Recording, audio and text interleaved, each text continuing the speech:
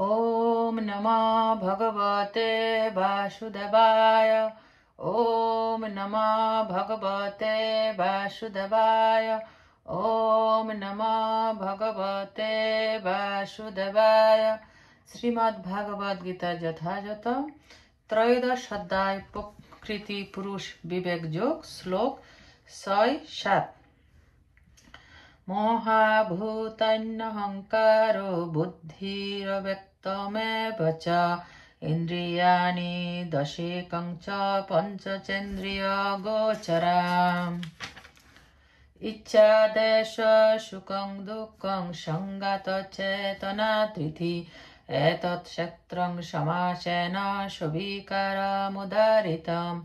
महाभूतानि महाभूषमः अहंकार अहंकारी बुद्धि बुद्धि अव्यक्तम अव्यक्त एव अवश्य च ओ इंद्रियानि इंद्रिय समूह दशेकम एकादश च ओ पंच पांच च ओ इंद्रिय गोचरा इंद्रिय विषय इच्छा इच्छा देश देश सुखम सुख दुःखम दुःख संगात समष्टि चेतना चेतना धृति धैर्य एतद् এই সমস্ত क्षेत्रम क्षेत्र समासेन সংক্ষেপে সবিকারম বিকারযুক্ত উদারিত বর্ণিত হল।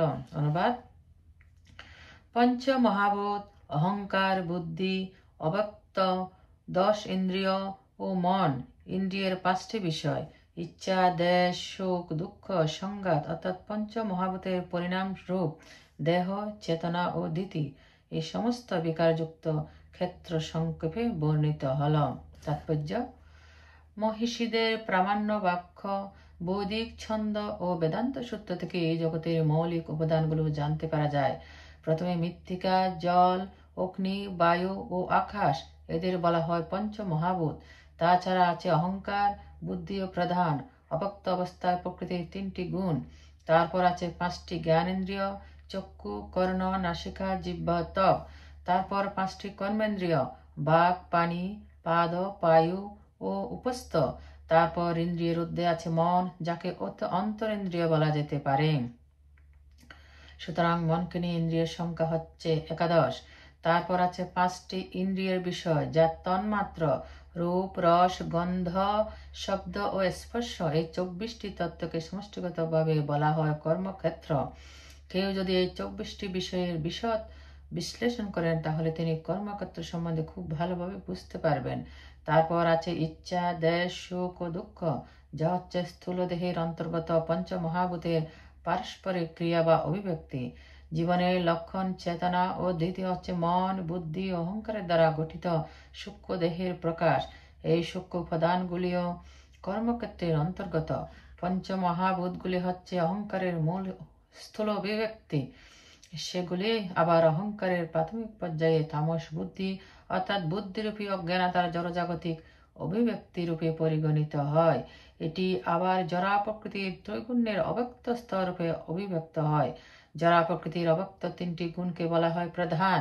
যদি কেউ এই 24টি তত্ত্ব সম্বন্ধে এবং তাদের পারস্পরিক ক্রিয়া সম্বন্ধে আরো বিশদভাবে জানতে চান তাহলে পুঙ্খানুপুঙ্খভাবে সাংখ্য দর্শন অধ্যয়ন করা কর্তব্য। ভগবদ গীতাতে কেবল তার সারাংশ উল্লেখ করা হয়েছে। দেহ হচ্ছে এই সব কয়টি উপাদানের অভিব্যক্তি এবং দেহের পরিবর্তন হয়। দেহের এই পরিবর্তন 6 রকমের। দেহের জন্ম হয় বৃদ্ধি হয় স্থিতি হয় বংশবৃদ্ধি হয় তারপর তার ক্ষয় হয় এবং অবশেষে তা বিনাশপ্রাপ্ত হয়। তাই ক্ষেত্র হচ্ছে অস্থায়ী জড় বস্তু, তবে ক্ষেত্রের মালিক ক্ষেত্রজ্ঞ হচ্ছেন ভিন্ন। শ্লোক 8-12। অমানিত্যমদম্বিতমহিংসা শান্তিরাজবম আত্মজ্যোপাসনং সংস্তজ্যমাত্তবিনিগ্রহম।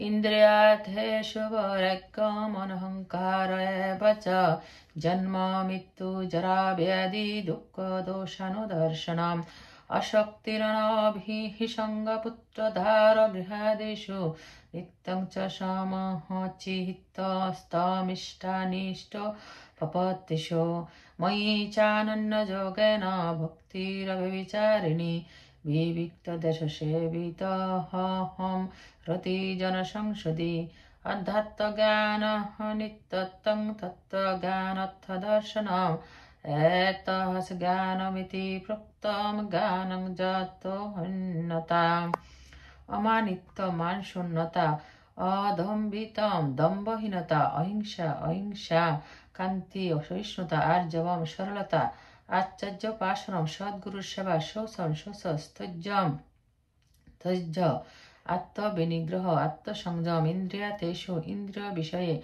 वैराग्यम विरक्ति अहंकार अहंकार शून्य एवं अवश्य च ओ जन्म जन्म मृत्यु मृत्यु जरा बार्धक्य व्याधि व्याधि दुख दुखे दोष दोष अनुदर्शनम दर्शन अशक्ति आसक्ति रहित अनभिसंग अभिनिवेश रहित पुत्र पुत्र दार पत्नी गृहादिषु गृहादिते नित्यं सर्वदा च ओ समचित्तत्वं समभावापन्न इष्ट वांछित अनिष्ट वांछित उपपत्तिषु लाभ करे मयि आमाते च ओ अनन्य जगन अनन्य निष्ठा सहकारे भक्ति भक्ति अभयविचारिणी अप्रतिहता विविक्त निर्जन देश स्थान सेवितम प्रियता आरती अरुचि जनसंसदि जनाकीर्ण स्थाने अध्यात्म अध्यात्म ज्ञान ज्ञाने नित्यत्वम नित्यता तत्त्वज्ञाনের অর্থ প্রয়োজন দর্শনম অনুসন্ধান এতৎ এই সমস্ত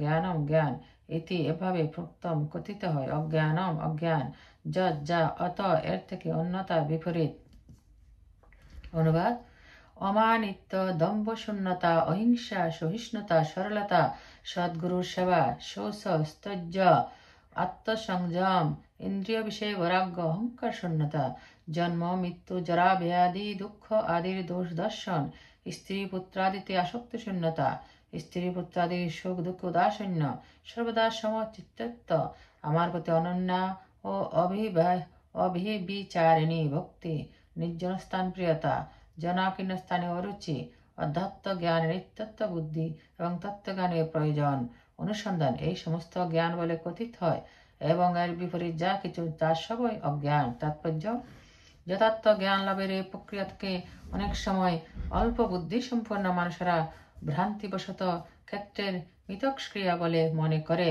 কিন্তু প্রকৃতপক্ষে এটি হচ্ছে যথার্থ জ্ঞান আহরণের পন্থা এই পন্থা অবলম্বন করার মাধ্যমে কেবল পরম তত্ত্ব জ্ঞান লাভ করা সম্ভব হতে পারে এই 24টি মৌলিক তত্ত্বের পারস্পরিক ক্রিয়া নয় যা পূর্বেই আলোচনা করা হয়েছে প্রকৃতপক্ষে এটি হচ্ছে ওই উপাদানগুলির বন্ধন থেকে মুক্ত হওয়ার প্রক্রিয়া 24টি তত্ত্বের দ্বারা গঠিত একটি পিঞ্জরের মতো দেহের মধ্যে দেহধারী আত্মা আবদ্ধ হয়ে আছে এবং এখানে বর্ণিত জ্ঞান অর্জনের পন্থাই হচ্ছে এ থেকে মুক্ত হবার একমাত্র উপায় জ্ঞান লাভের যে সমস্ত পন্থা এখানে বর্ণনা করা হয়েছে তার মধ্যে সবচেয়ে গুরুত্বপূর্ণ অংশটি একাদশ শ্লোকের মধ্যে প্রথম ছত্রে বর্ণনা করা হয়েছে মই চানন্য যোগেন ভক্তিহীর ভেবিচারিণী এই জ্ঞান পরিণামে ভগবানের প্রতি অনন্য ভক্তিতে পর্যবেসিত হয় সুতরাং কেউ যদি ভগবানের প্রতি ভক্তি লাভ না করে অথবা লাভ করার প্রয়াসী না হয় তাহলে অন্য 19টি গুণের কোনো মূল্য থাকে না কিন্তু কেউ যদি সম্পূর্ণভাবে কৃষ্ণ ভাবনাময় হয়ে ভক্তিযোগের পন্থা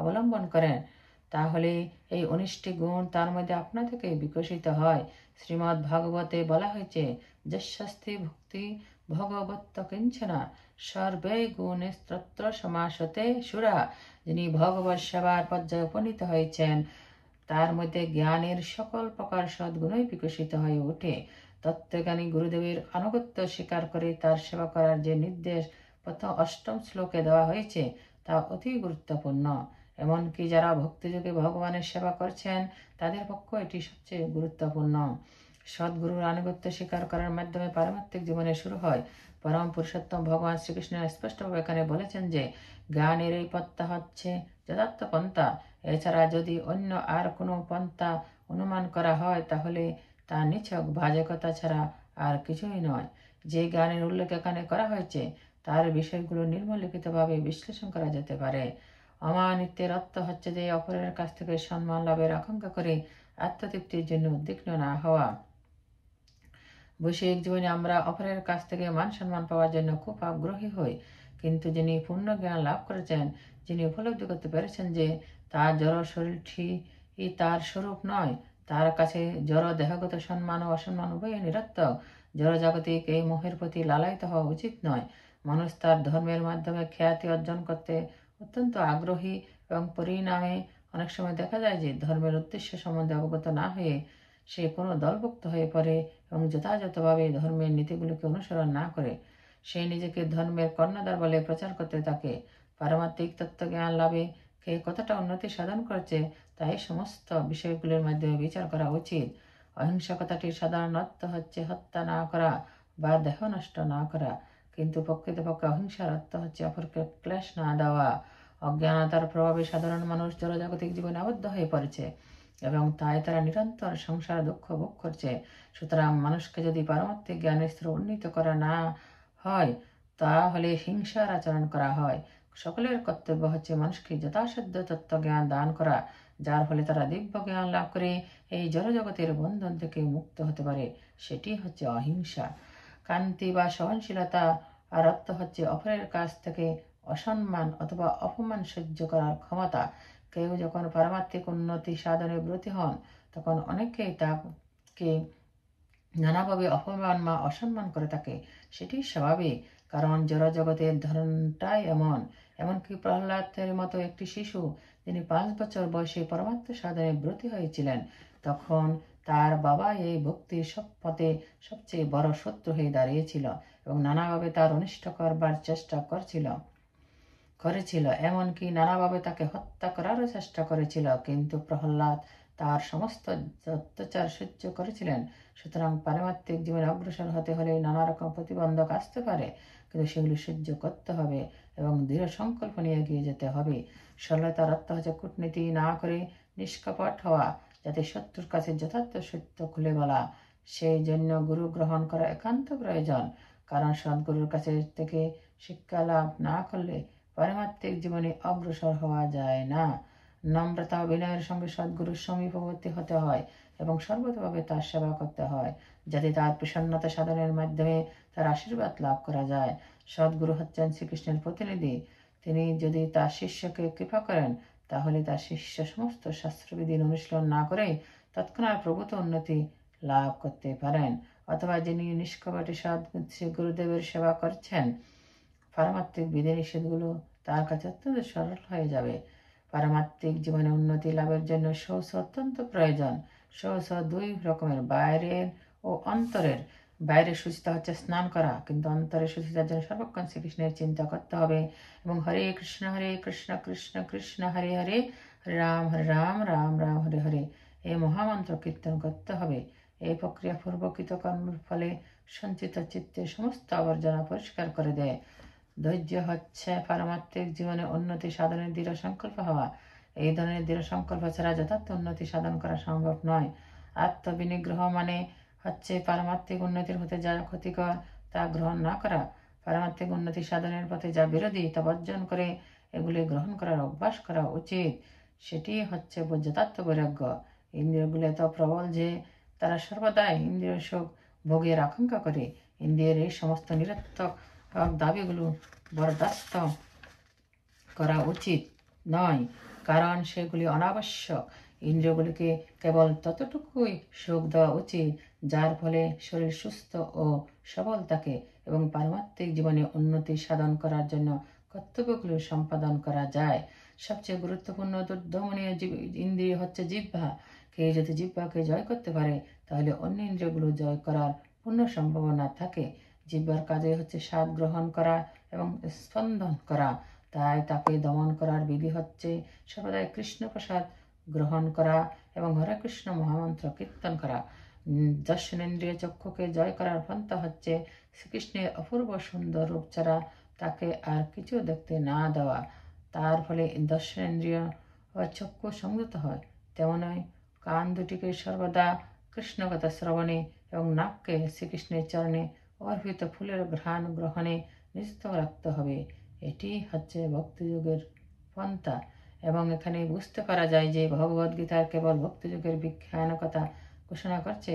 ভক্তি হচ্ছে মুখ্য উদ্দেশ্য। ভগবদ্গীতার কিছু নির্বোধ ভাষ্যকারেরা ভগবদ্গীতার ভ্রান্ত ভাষ্য রচনা করে পাঠককে বিভ্রান্ত করতে চেষ্টা করে, কিন্তু প্রকৃতপক্ষে ভগবদ্গীতার ভগবত ভক্তি ছাড়া আর অন্য বিষয়ের উল্লেখ করা হয়নি।